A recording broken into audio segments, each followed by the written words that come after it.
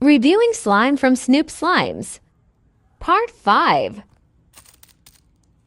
This time I got Snoop Blast Freeze. Everyone said this was good, so I had to get it.